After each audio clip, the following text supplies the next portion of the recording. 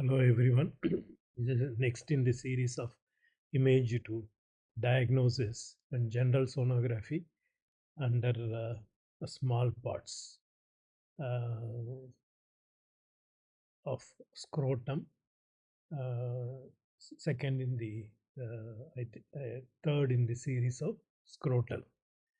So this is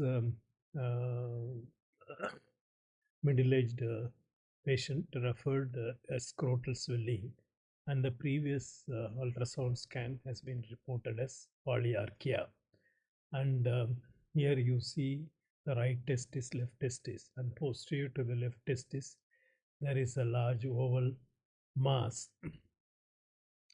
So that is the third testis, which has been reported as polyarchia. Is it polyarchia? And the diagnosis, final diagnosis will be a surprise. So if you'd like to go through the workup of this case, please log on to sonoshare.in and see this image to diagnosis. Thank you for your patient listening.